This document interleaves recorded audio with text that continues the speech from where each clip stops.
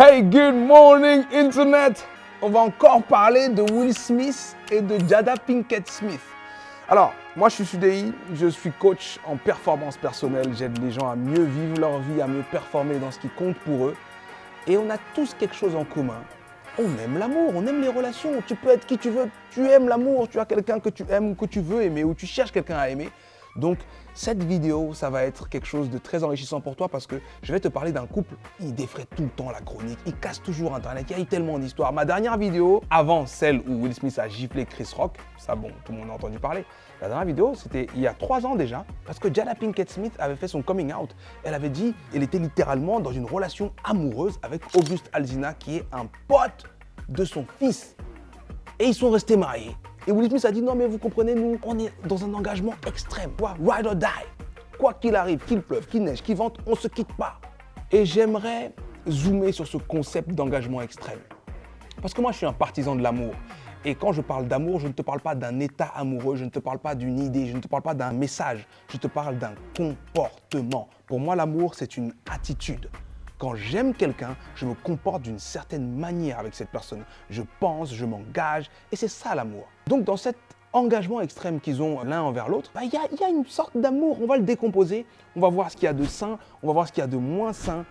En tout cas, je garde 3 choses que je veux partager avec toi aujourd'hui, 3 leçons qui nous viennent encore du couple Smith sur leur extreme commitment. J'ai du mal à traduire ça. Premier point de leur extreme commitment, la première règle qu'ils s'imposent l'un à l'autre et qu'ils ont répété partout, sur les plateaux télé, dans les podcasts, c'est quoi qu'il arrive, quoi qu'il advienne, nous nous aimerons. Et ce qu'il y a de beau, mine de rien, c'est qu'ils sont en train de nous le prouver. Il y a tellement d'épisodes, des épisodes où elles nous révèlent des choses qui, elles, l'ont fait, des choses qui l'ont fait souffrir, whatever, things that made her suffer. Et lui, il nous révèle aussi, ou elle nous révèle des choses, des choix qu'elle a posés, comme August Alsina, comme d'autres choses, il y a eu la relation avec Tupac, bref. C'est un couple quand même qui est assez éprouvé et on est au courant de ce qu'ils vivent et malgré tout, les gars restent en couple. Sauf que là, on découvre dans les mémoires de Jada Pinkett Smith que depuis 2016, le couple est séparé. Donc on est un peu challengé par l'histoire de quoi qu'il arrive, nous nous aimerons. Mais quand on entend Jada Pinkett Smith en parler, elle dit qu'elle n'a pas divorcé et que ce n'est pas une option pour elle. Donc pour elle, cette séparation, elle est juste physique. Je vis dans une maison, il vit dans une autre maison, mais quoi qu'il arrive, nous nous aimerons. Donc ça, c'est leur première règle. Cette règle, je la trouve pas mauvaise, je la trouve même bonne, dans la limite du raisonnable, bien entendu. Parce que, est-ce qu'on doit aimer quelqu'un quoi qu'il fasse? Si tu te mets à vouloir mon mal, est-ce que je dois t'aimer quand même? Si tu viens vers moi avec une arme ou quelque chose, est-ce que je dois t'aimer quand même? Il y a eu un seul Jésus, c'est Jésus. Moi, je ne suis pas Jésus. Moi, si tu me détestes, moi, j'aurais du mal à t'aimer. De loin, peut-être, mais... Alors peut-être que c'est ça leur distance, je ne sais pas. En tout cas, c'est leur première règle. Je la trouve pas mauvaise, je la trouve risquée, dans le sens où chacun doit arbitrer par rapport à sa sensibilité, par rapport à sa capacité à endurer, par rapport à sa capacité à transformer l'adversité en quelque chose de sain, de bon, de bénéfique ou autre. Mais en tout cas, c'est une règle. Dans leur extreme commitment, il y a la règle numéro 1 qui dit « quoi qu'il arrive, nous nous aimerons ». Et cette règle numéro 1, c'est un engagement vis-à-vis de l'autre. Je m'engage à être avec toi. Je m'engage à t'aimer, même si tu changes, même si tu perds du poids, même si tu prends du poids, même si tu perds tes cheveux, même si tu me trompes, je m'engage, you and me. Et ça, en vrai, ça peut faire peur, on peut y voir le risque, mais si on pense à l'amour à la base, en vrai, on y voit la beauté aussi, tu vois. Dans une de mes vidéos qui a le mieux marché sur Internet, la vidéo où j'explique quelle est la différence entre aimer et être amoureux, je donne la définition biblique de l'amour. L'amour qui supporte tout, l'amour qui endure tout. Donc ils sont dans ça d'une certaine manière. C'est dur individuellement, mais il y a quelque chose qui peut naître de ça. Le deuxième engagement qu'ils ont, du moins la deuxième règle dans leur extreme commitment, dans leur engagement extrême, c'est on ne se sépare pas, on ne divorce pas. On s'est marié, c'est mort maintenant. C'est toi et moi jusqu'à la fin. On peut aller en haut, on peut aller en bas, on peut se fâcher, on peut se X, on peut se Y, mais on ne se sépare pas. Et cet engagement-là, cette fois-ci, il n'est pas centré sur la personne, mais il est centré sur justement l'engagement.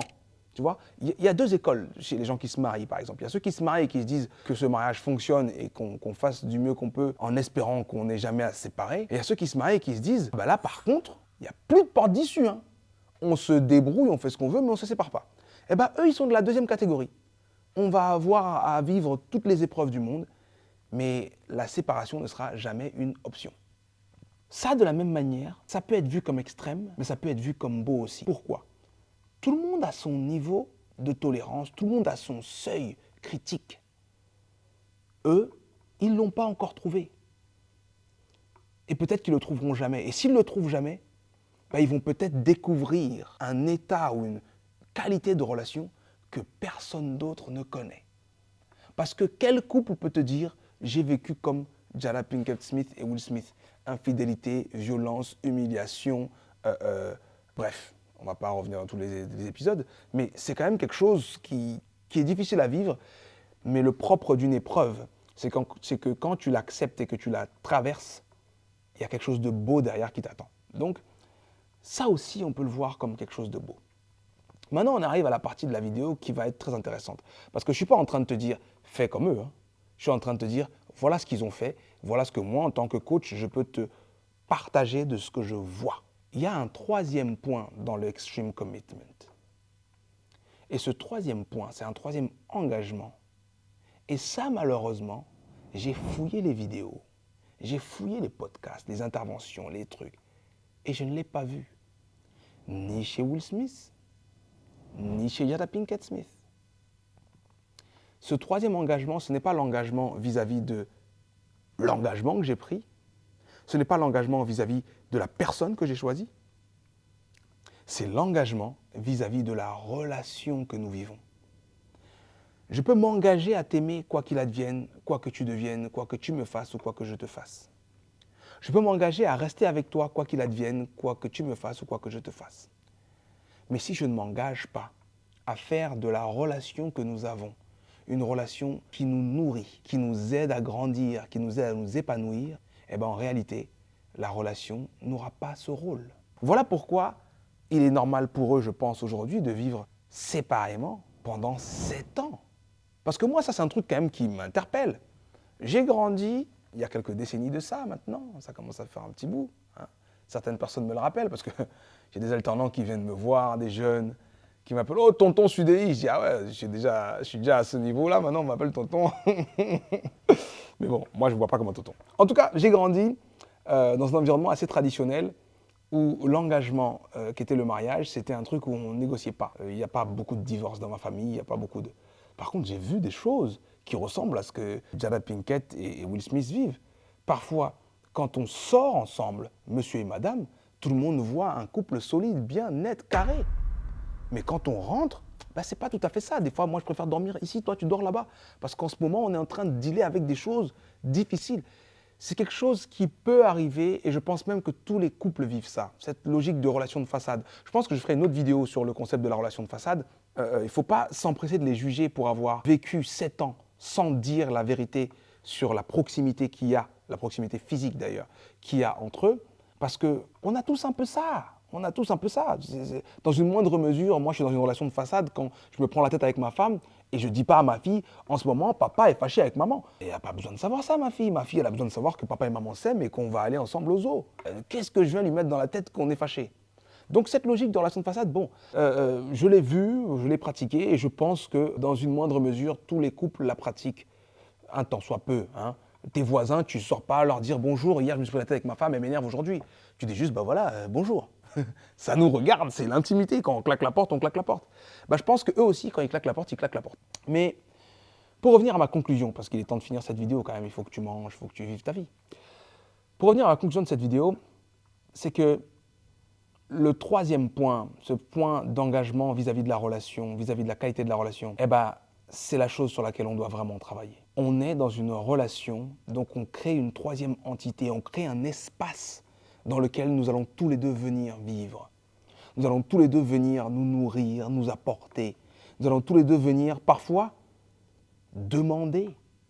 Demander. Quand je doute, parce que oui, il m'arrive de douter. Quand j'ai peur, parce que oui, il m'arrive d'avoir peur, je me tourne vers ma femme et je dis, là, j'ai un peu peur, là, je doute, là, je ne suis pas sûr d'avoir bien fait.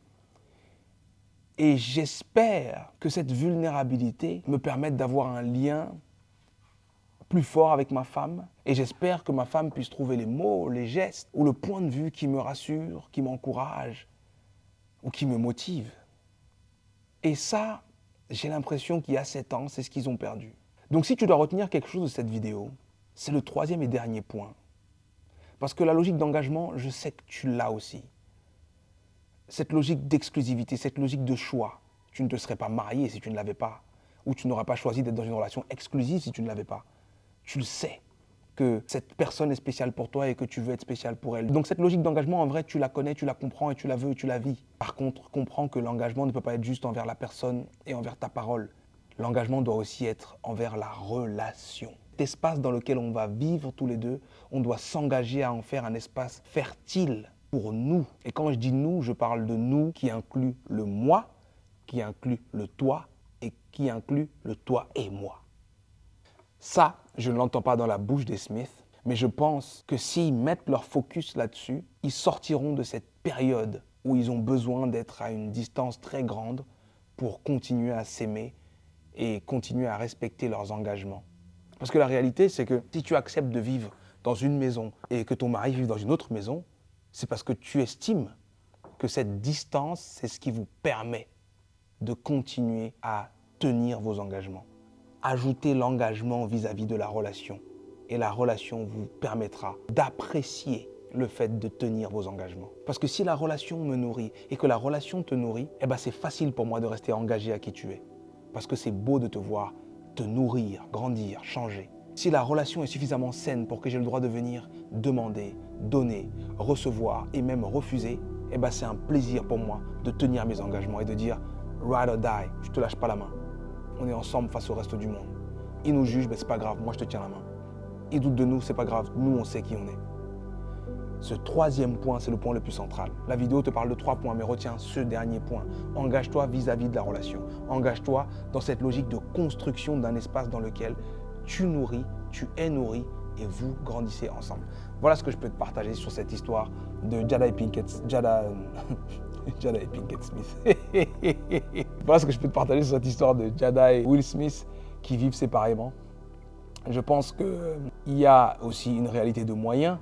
Pour un couple qui vit dans une maison où il y a une chambre vide, c'est tout à fait possible qu'un jour, l'un des deux dise « moi je dors dans la chambre vide » parce que tu as le luxe d'avoir cette pièce vide. Un couple qui a le luxe d'avoir une autre maison, il peut dire « moi je vais dormir dans l'autre maison ».